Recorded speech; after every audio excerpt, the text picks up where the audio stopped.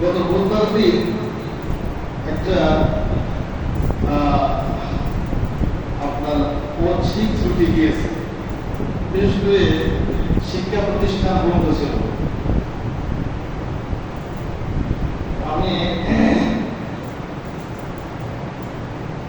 কয়েকজন ছাত্রকে জিজ্ঞেস করেছি কিসের ছুটি বা ভোট করছো,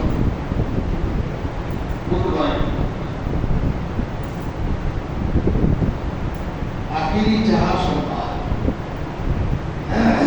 অর্থাৎ সফর মাসের শেষ বুধবার। আখিরি জাহাজ মানে আপনার বুধবার, আশি শব্দ এটা, আর আখিরি মানে শেষ।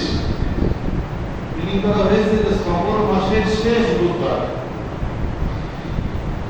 এই আমাদের বাংলাদেশের অধিকাংশ শিক্ষা প্রতিষ্ঠান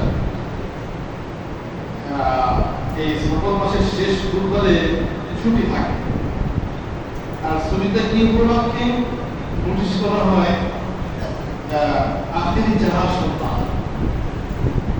আর একটা ফাটাই আসবো, ওটা গেছে, অর্থাৎ সফর মাসের শেষ বুধবারের ছুটি। কেন ছুটি? আপনারা জানেন রাসূল করিম সাল্লাল্লাহু আলাইহি ওয়াসাল্লাম অসুস্থ হয়ে পড়ছিলেন। এই অসুস্থ থেকে সুস্থ হয়েছিলেন বুধবারকে। মোটামুটি উনি বুধবারের দিন সুস্থ হয়ে গোসল করে যখন নামাজ পড়তে আসলেন,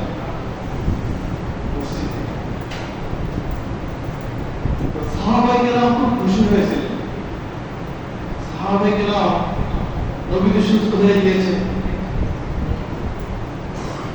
সাহাবায়ে কেরাম এত খুশি হয়েছে যে মানে মন খুলে সবাই দান করেছে। আল্লাহ রাসূল সুস্থ হয়ে মসজিদে এসেছে, এই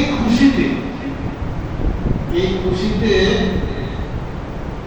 সাহাবায়ে কেরাম মানে 10টা 5টা 50টা 100টা 200টা পর্যন্ত উট দান করে দিয়েছে। বাগান দান করে দিয়েছে, খেজুরের বাগান। একটা খেজুরের বাগান বর্তমানে কোটি কোটি টাকা দাম। এইরকম তারা খুশিতে দান করে দিয়েছে।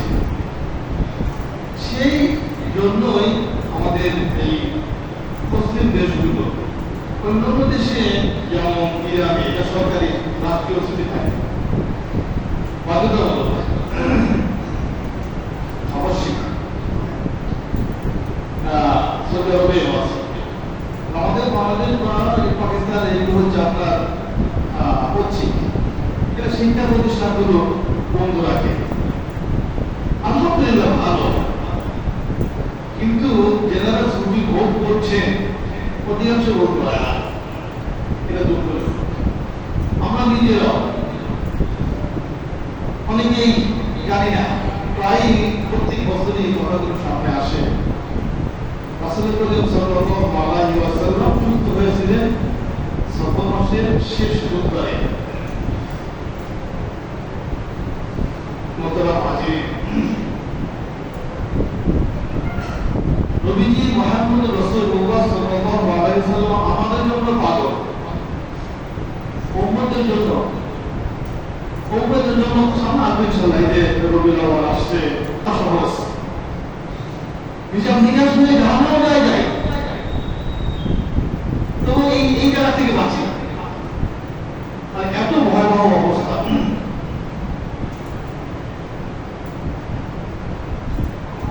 মালিক ইয়াউমিদ্দিন, কিয়ামতের দিন এর মালিক আল্লাহ তাআলা।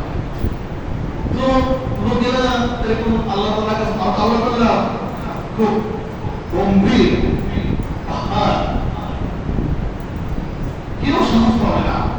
আদম আলাইহিস সালাম বলবেন যে না, পারবো না। নূহ আলাইহিস সালাম বলবেন না, পারবো না। এরকম অনেক নবীর কাছে লোকেরা যাবে।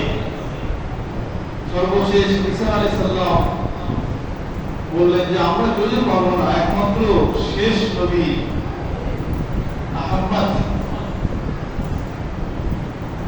লোকেরা আল্লাহ রাসূলের কাছে যাবে, তখন নবীদের সাথে যাবে। আল্লাহ তাআলা সুবহানাহু ওয়া তাআলা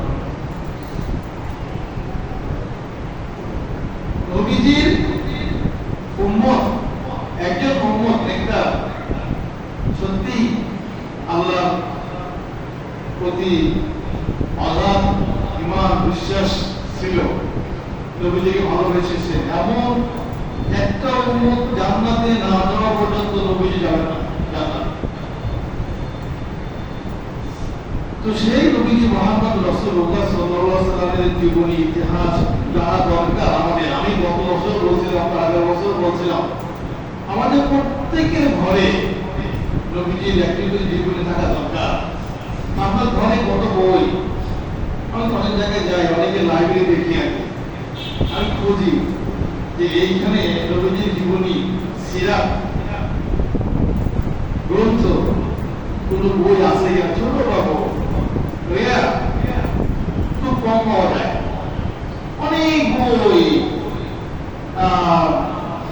তার সেলফ ভরা, কিন্তু নবীজির জীবনীর উপরে বই পাওয়া যায় না। আমাদের প্রত্যেকের উচিত কম বেশি নবীজির জীবন সম্পর্কে, নবুয়তের আগে, জন্মের সময়, শিশুকাল, কৈশোর, যৌবন, তার বৈবাহিক অবস্থা, তার সাংসারিক জীবন, তার চাকরি জীবন, তার নবুয়তি জীবন, এগুলো জানা দরকার। নইলে নবীজি কি করে ভালোবাসেন আপনি? নবীজি যে আপনাকে এত ভালোবাসে, আপনি যদি না জানেন তাহলে আপনি কি করতে নবীজিকে ভালোবাসবেন? আগে তো চিনতে হবে, জানতে হবে পরিচয়। একজন লোকের পরিচয় যদি জানা থাকে, একজন সাধারণ মানুষ, আমাদের এখানে কিছুদিন আগে ভদ্রলোক থাকতে দেখে জেলা বস, আমাদের এখানে অনেকদিন মাস করেছে, জুমা মাস করেছে, একদম সিম্পল, কোনো কি বলে তার প্রোটোকল, কোনো পুলিশ একাই, এটা একটা নর্মাল পাঞ্জাবি গাইছে, সাধারণত এই জায়গায় একদম পুলিশকে বসা লম্ব করে পাতলা দাঁড়িয়ে একদম মিশে যেতে। আমরা অনেকে চিনি, কিন্তু জজ সাহেব নামাজ করতে এসেছেন, চিনলে একটু আলাদা সম্মান করতাম আমরা।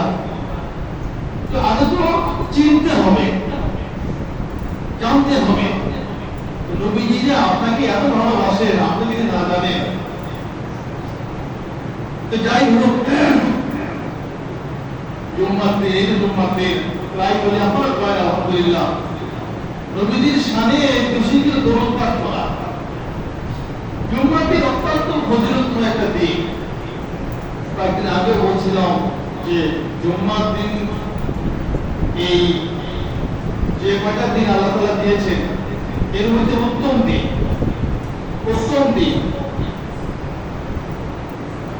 এই দিনে দেখা যায় সাধারণত আমরা কি করি, আপনার ছেলের বিয়ে, মেয়ের বিয়ে, কোনো ভালো কাজ করবেন, একটু তো পারিবারিক ঘরে উঠবে, আমরা সুস্থ করি যে জুম্মার দিনে উঠবো, তাই না? ছেলে মেয়ের বিয়ে জুম্মার দিনে, তার বরকতটা, স্বভাবটা আল্লাহ তাআলা কিন্তু এই কাজটি করেছে।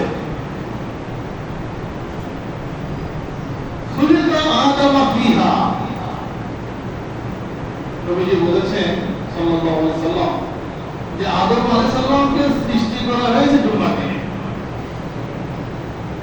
খুলিকা আদম ফিহা, আদম আলাইহিস সালামকে আল্লাহ তাআলা জুম্মার দিনে তার রূহ দিয়েছেন।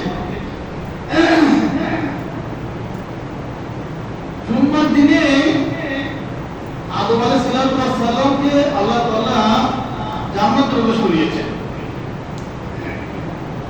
আবার এই জুম্মার দিনে জান্নাত থেকে বের করে দিয়েছেন। আর আমরা এও জানি, নবীজি বলেছেন যে কিয়ামত হবে জুম্মার দিনে। ইসরাফিল আলাইহিস সালাম তার যে যন্ত্রটা আল্লাহ তাআলা দিয়েছেন, যেটা সব দুনিয়া ধ্বংস হয়ে যাবে, উনি নিয়ে মাথা নিয়ে চলে যাবে, হুকুমের অপেক্ষায় আছেন। তো সেটা হবে জুম্মার দিন।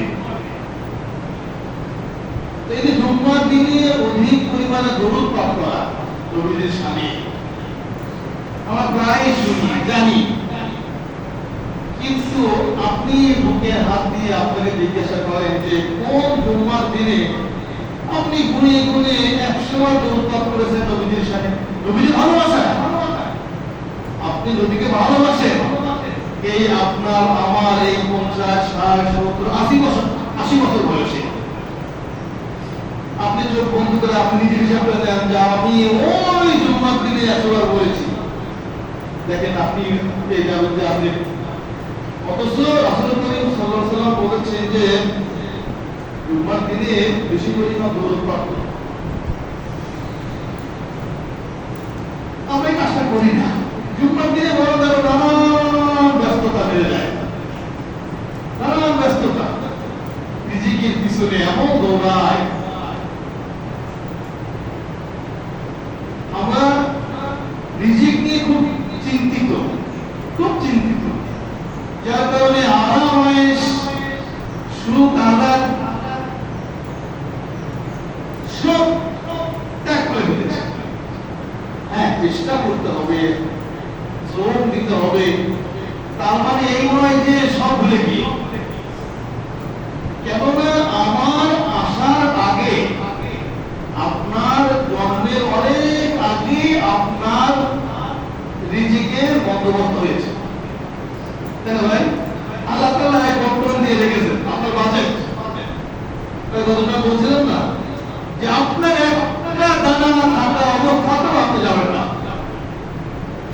ওই বাচ্চাকে বলছেন যে কিছু মানুষ মৃত্যুর আগে খাবার বন্ধ হয়ে যায়, তাই না? একদিন, দুই দিন, তিন দিন, 5 দিন, 6 দিন, এরকম ওই কুকুর একটু পানি বা লিকুইড কোনো খাবার দেয়, তার খেয়ে থাকে। আর তার মানে ওর যে বাজেট ছিল, এই বাজেটটা আগেও শেষ করে ফেলেছে। হায়াত আছে কিন্তু রিজিকটা ফুরিয়ে গেছে, যার কারণে রিজিক নিয়ে খাবে না, যার কারণে রিজিক বন্ধ হয়ে যায়। এলে কয়েকজন এই লোক কি করে অনেক কাস্টমার মারা গেলে নজরুল ইসলাম মহামার নাম অনেকে চিনতেন, এক্সিডেন্ট করে ওই এই হাড় ভেঙে গিয়েছে, হুইল চেয়ারে চলতে হয়। গত রমজানের পর থেকে খাইছে নজরুল, আপনার খাবার বন্ধ হয়ে গেছে। ও একটু ভাই খাওয়া হয়ে গিয়েছে, ওই লোকে একটু খাবার খাবার একটু সুপ্ত দিলে মোটামুটি গেলে অর্ধেক জায়গাতে যারা এভাবে আছে আর কি। তো হায়াত আছে, রিজিক ফুরিয়ে গেছে। আবার দেখবেন কিছু মানুষ ইন্তেকালের আগে খুব বেশি খায়, খুব বেশি খায়। মানুষকে বলি না যে মনে গরমের দাম আছে, খুব বেশি খায়। তার মানে হায়াত শেষ হয়ে গেছে কিন্তু রিজিকের বাজেট হয়ে গেছে, রিজিকের বাজেট হয়ে গেছে। একদম রিজিক আল্লাহ তাআলা দেবেন, আমার আপনার রিজিক। ওমা মিন দাব্বাতিন ফিল আরদি ইল্লা আলাল্লাহি রিজকুহা। তারাবিতে বলছিলাম, তারাবিতে আপনার যেদিন 12 টাকা তেলাওয়াত হয়, তারাবিতে একটু কাজ দিয়ে গেছিলাম যে আল্লাহ তাআলা নিজে ওয়াদা করেছেন, দায়িত্ব নিয়েছেন, দুনিয়ার মধ্যে যত বিচরণকারী আছে প্রত্যেকের নিজের দায়িত্ব আল্লাহ নিয়েছে। আল্লাহ নিজে ওয়াদা করেছেন, ওমা মিন দাব্বাতিন ফিল আরদি ইল্লা আলাল্লাহি রিজকুহা। দাব্বা মানে বিচরণকারী, সে যেভাবে চলুন না কেন, বড় করে দিয়ে, হেঁটে, বুক দিয়ে, পা দিয়ে, যেভাবে চলতে না কেন, দুনিয়ায় যত প্রাণী আছে, বিচরণশীল যত প্রাণী আছে, সবার নিজেকে দায়িত্ব আমি আল্লাহ নিয়েছি। ওই যে একটা ঘটনা আছে সাথে বলছে, মনে করতে একদম লোক আপনার নবীর কাছে গিয়েছে। তারা যেখানে অবস্থান করে একটু আপনার কি বলে অভাবের মধ্যে বলেছে, নিজেকে তঙ্গি, নিজেকে ভাত দেখা দিয়েছে। লোকেরা বলেছেন মদিনায় একজন লোক আছে, ওই লোকটা খুব ভালোই, সে মানুষের খাবারের ব্যবস্থা করে দেয়। এলাকা থেকে কাফেলা পাঠিয়েছে, তাহলে সেখানে যাও, গিয়ে একটু সাইকেল আবেদন করো তার কাছে। তো কিছু লোক সেখানে গিয়েছে, একটু দূরে গিয়ে তারা কাফেলা করেছে। কাফেলা করে একজনকে পাঠিয়ে সাক্ষাৎ করার জন্য, গিয়ে বলো যে আমরা মন্দালা থেকে এসেছি, আমাদের এই সমস্যা। দেখো তিনি কি বলেন, যদি অনুমোদন করে আমরা যাবো, সাক্ষাৎ করবো, তার কাছে কথা বলে আসতে সাধারণ যেটা হয় আর কি। তো ওই লোকটি যখন গিয়েছে, তখন নবী করিম সাল্লাল্লাহু আলাইহি ওয়াসাল্লাম হুজরা থেকে, হুজরার মধ্যে তেলাওয়াত করেছে। উনি তেলাওয়াত করছে।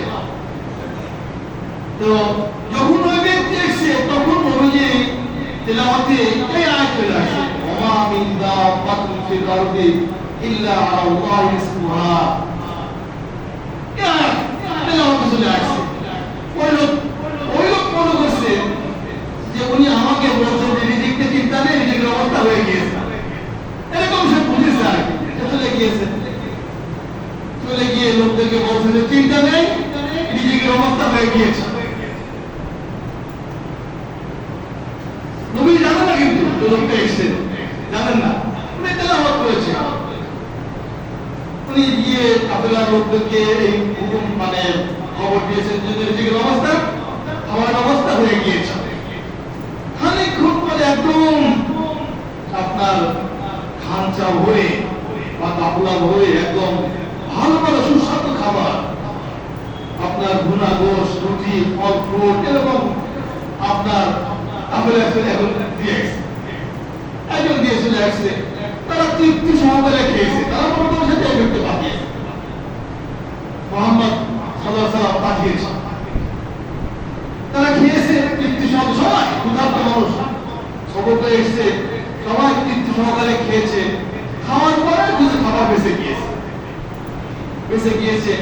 তখন তারা দেখছে যে এই খাবার এখানে রেখে নষ্ট না করে আমার যেখানে সেখানে পাঠিয়ে দেয়, যদি অন্য কোনো লোক তারা তাদেরকে দেবেন, সে হয়তো আবার আমাদের খাওয়ার ব্যবস্থা করবে। এই দিকটা করে যে বেঁচে গেছে খাওয়াগুলো সেগুলা নবীজির কাছে পাঠিয়ে দিয়েছে। হ্যাঁ, কি ব্যাপার? নবীজি জিজ্ঞাসা করলেন কোথা থেকে আসলো, কে দিল এটা? তো তারা বলছেন আপনি তো পাঠিয়েছেন, কিছুক্ষণ আগে আমাদের এক ব্যক্তি আপনার কাছে রিজিকের জন্য এসেছিল, আপনি বলছেন আমিন দাফাতে ফিল আরদি ইল্লা আল্লাহর রিজকুরা, তা আমরা তো ফিরে গিয়ে এই খাবার পেয়ে গিয়েছি, তা আমরা তো বিশ্বাস করছি যে আপনি পাঠিয়েছেন। তখন নবী করিম সাল্লাল্লাহু আলাইহি ওয়াসাল্লাম বললেন, তোমাদের বিশ্বাস আল্লাহ তাআলা জান্নাতি নিয়ামত তোমাদের খাওয়িয়েছে, যে আল্লাহ তাআলা আমার আপনার রিজিকের ব্যবস্থা আগেই করে রেখেছে, আমার আসার আগেই। কতটুকু খাবো আমি আপনি সব একদম রিজার্ভ করা আছে, তারপর চিন্তিত হওয়ার প্রয়োজন নেই। একটা ঘটনা বলি, একটা আয়াতের আপনার সামনে নজরুল। মুসা আলাইহিস সালাম, আপনারা জানেন মুসা আলাইহিস সালাম, মুসা কালিমুল্লাহ, আল্লাহর সাথে কথা বলতেন। একটু পর্বতে গিয়ে কথা বলছেন, আল্লাহ বলেন জুতা খুলে আসো, আছে সূরা তাহার মধ্যে আছে। তো মুসা আলাইহিস সালামের সাথে আল্লাহর কথা হতো না, আল্লাহ তো ওহী পাঠিয়েছেন, আল্লাহ তাআলা ওহী পাঠিয়েছেন। তো মুসা আলাইহিস সালাম তো মানুষ ছিলেন, তাই না? ওনার পরিবার আছে। তো যেই মুহূর্তে আল্লাহর সাথে কথা হচ্ছে বা ওহী আসছে, সেই সময় উনি একটু ওই রিজিকের ব্যাপার নিয়ে ভাবছেন, মনে মনে রিজিক নিয়ে উনি মনে মনে ভাবছেন।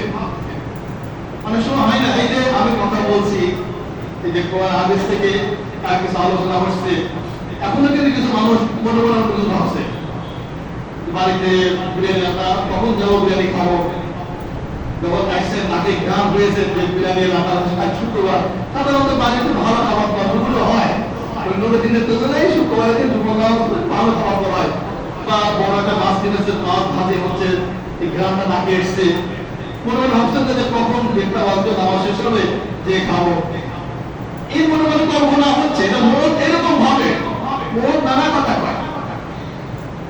তো মুসা আলাইহিস সালামের উপরে ওহী আসছে, মুসা আলাইহিস সালাম তখন এই রিজিক নিয়ে ভাবছেন, রিজিক নিয়ে ভাবছেন। তো আল্লাহ তাআলা জানেন, জেনে ফেলেছেন, ইন্নাল্লাহা আলিমুন বিযাতিস সুদূর, অন্তরে কি কল্পনা করেন ভাবেন এটা আল্লাহ জানেন। কেরামান কাতিবিন জানেন না, এই দুটোর ভিতরে জানে না, ওরা যা দেখে তাই লেখে, যা বলে তাই শোনে, ভিতরে কি হচ্ছে জানে না। যে অন্তরের মধ্যে কল্পনা, পরিকল্পনা, ভাবনা, চিন্তা যা কিছু হচ্ছে, এটা একমাত্র আল্লাহ তাআলা জানেন। ইন্নাল্লাহা আলিমুন বিযাতিস সুদূর, অন্তরের কথা একমাত্র আল্লাহ তাআলা জানেন, আর কেউ না।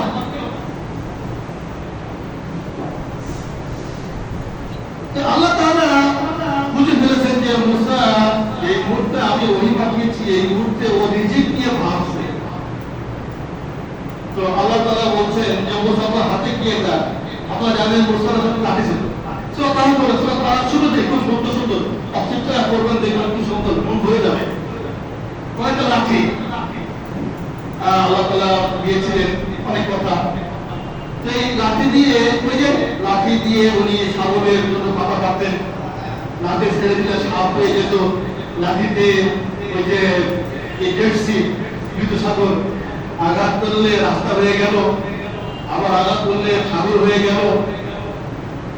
ওনার লাঠি করে দিলে বলে জাদুঘরদের অসংখ্য সাপ মানে শ্বাস নিয়েছে, সব ঢুকে গিয়েছে তাদের ভিতরে। শ্রদ্ধা আইন শ্রদ্ধা শুরুতেই একটু বলবেন, দেখবেন যেগুলো আছে। মুসা তুমি তো ভাবছো, আল্লাহ তো বলতে পারে না, মুসা বক্তব্যের কথা আল্লাহ তাআলা বুঝে ফেলেছে।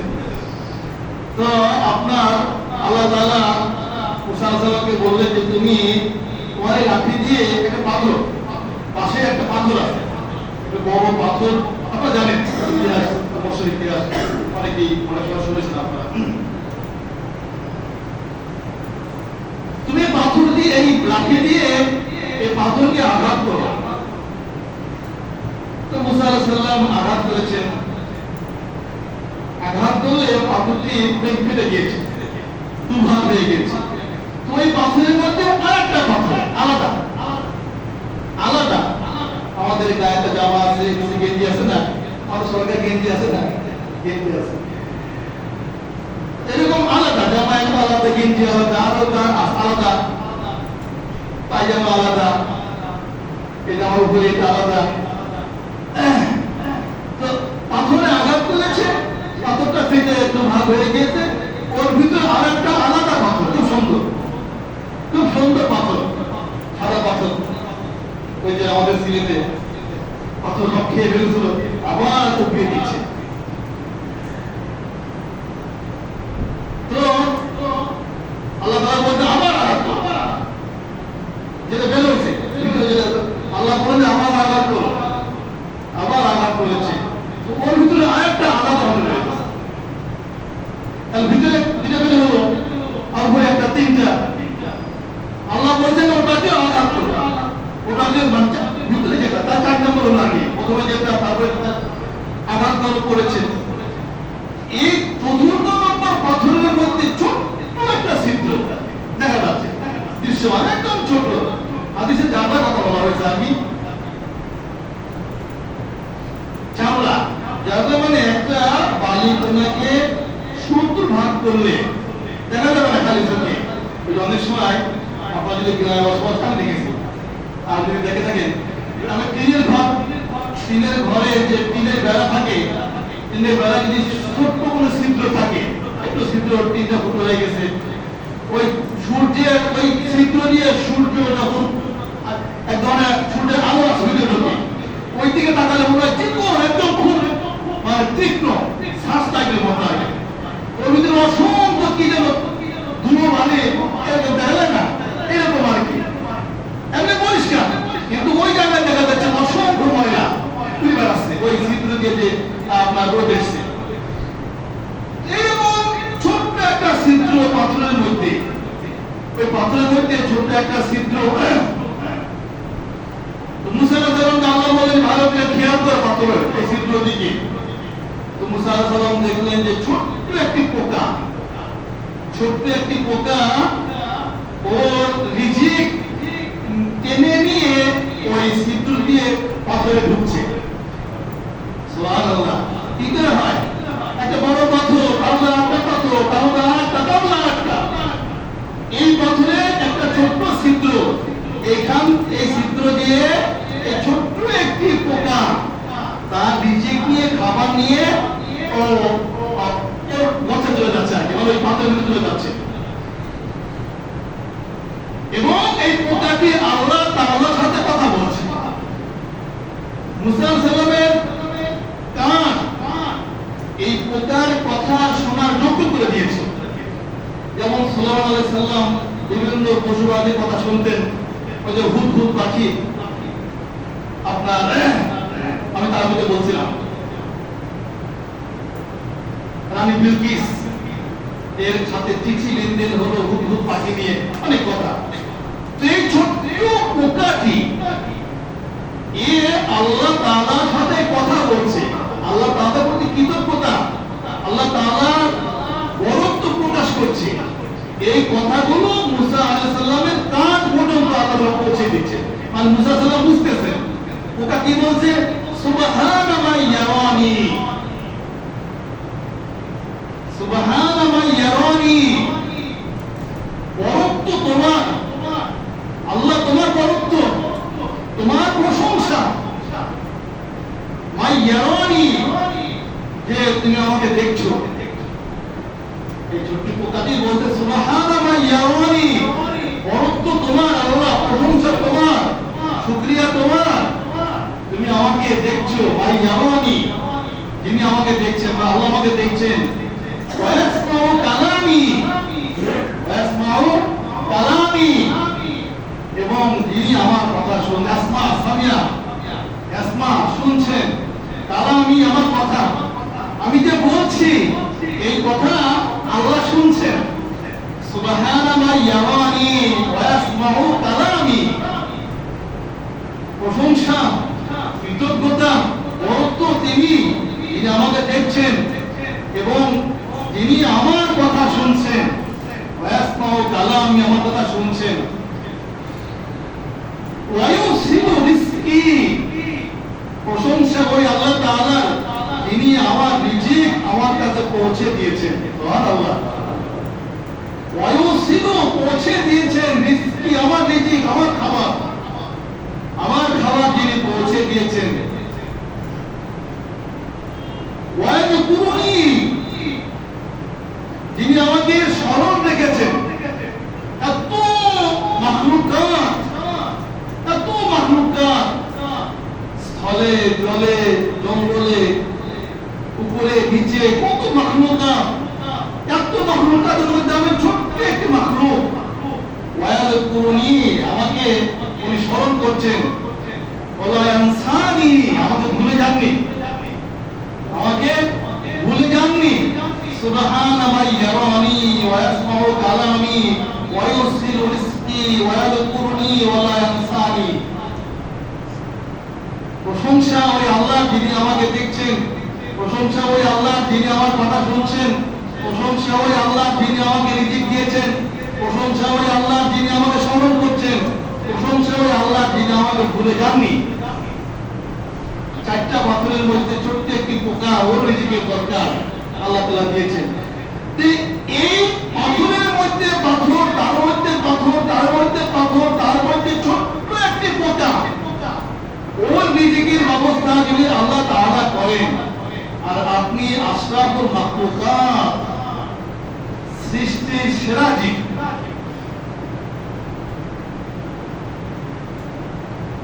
আপনাকে আল্লাহর ইবাদতের জন্য বানিয়েছেন, সৃষ্টির সেরা। যদি আপনি হতে পারেন, আমি হতে পারি, আমরা হতে পারি, এত চিন্তিত হওয়া কি দরকার? শুরুর কথা, এত চিন্তা করার দরকার নেই। আল্লাহ তাআলা আপনার ব্যবস্থা করে রেখে দিয়েছেন। আপনি খামসালেও যতটুকু হবে, আর স্বাভাবিক চেষ্টা করলে কথায় আল্লাহ হাত দিয়েছেন, শক্তি দিয়েছেন, বুদ্ধি দিয়েছেন। রিজিক অন্বেষণ আমরা করবো, তালাশ করবো, আল্লাহ তাআলার কাছে আল্লাহ তাআলার সাহায্য চাইবো। তার মানে এই নয় যে সব ভুলে গিয়ে, সব ভুলে গিয়ে না। এই জন্য আমরা যে বিষয় নিয়ে বেশি চিন্তিত, আমার চিন্তা হওয়ার প্রয়োজন নেই। আমাকে আমাদের আল্লাহর ইবাদত, ওমা খালাকতুল জিন্না ওয়াল ইনসা ইল্লা লিয়াবুদুন। আল্লাহ তাআলা এই আপনাকে এবং জিন জাতিকে, মানুষ এবং জিন জাতিকে বানিয়েছেন আল্লাহর ইবাদত করার জন্য। আমরা আল্লাহর ইবাদত করব, আর আল্লাহর দায়িত্ব আমাকে খাওয়ানো, আল্লাহর দায়িত্ব আমার আপনার রিজিকের ব্যবস্থা করা। আল্লাহ তার দায়িত্ব নিয়েও নিয়েছে। ওই ওমা মিন দাব্বাতিন ফিল আরদি ইল্লা আলাল্লাহি সুবহানাহু আল্লাহ তাআলা রিজিকের দায়িত্ব নিয়ে নিয়েছে, কোনো চিন্তা করার দরকার নেই। আল্লাহ তাআলাকে সিজদা করে, আল্লাহ তাআলাকে আল্লাহ তাআলার কৃতজ্ঞতা প্রকাশ করে, আল্লাহ তাআলাকে হাত উঁচু করে, আল্লাহ আমার সম্মান জন্য রিজিকের ব্যবস্থা করে দিন, সম্মানজনক রিজিক। যাই হোক মোহতারাম হাজিরিন, আল্লাহ তাআলা সকলকে বুঝদান করেন যেন আমরা দুনিয়া দুনিয়া দুনিয়া দুনিয়া করতে গিয়ে কোনটা হালাল কোনটা হারাম মাল বিচার না করে যে পরের মাল আপনার সালা জলদি জলদি বইয়া পালা না, সালা করার আগে একটু চিন্তা ভাবনা করে বলবো আমরা যে আসলে কার কি বলছি। আল্লাহ তাআলা বুঝদান করেন। আমি একটি কথা শেষের দিকে এসে আমি শেষ করবো। একটা রাসূলের একটা হাদিস, রাসূল করিম সাল্লাল্লাহু আলাইহি হাদিস আমরা জানি,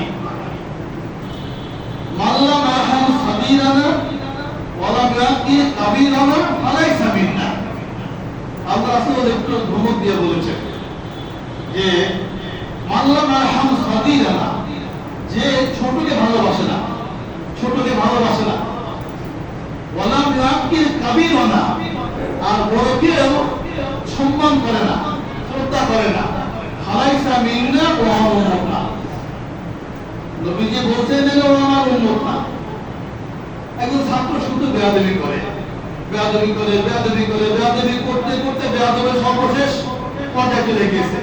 তখন গার্জেন ডেকে নিয়ে টিসি দিয়ে দেয়, টিসি আপনার সাথ এটা আউট। কদিন পরে যদি যে আমাদের ছাত্র না তো একে বের করে দেওয়া হয়েছে। তো নবীজি বলেছেন যে ছোটকে ভালোবাসে না, বড়কে সম্মান করে না, সে উম্মত না। আমরা ছোটকে ভালোবাসবো, শুধু আমার সন্তানকে ভালোবাসবো, আমার সন্তান সোনা আর আপনার সন্তান ল্যাংড়া, তো তাচ্ছিল্য করবেন, দুটো করবেন না। আপনার সন্তানকে যেমন ভালোবাসবেন, পারলে অন্য সন্তানকে বেশি ভালোবাসবেন। সুযোগ পেলে ধমক দেওয়া, মারধর করা, অত্যাচার করা, আর বড়কে সম্মান করা। আমাদের সমাজে এইটা খুব অভাব ভাই, খুব ঘাটতি দেখা যাচ্ছে এই জিনিসটা। আর বড়কে সম্মান করতে চায় না, বড়কে সম্মান করতে হবে। আমার মসজিদে একজন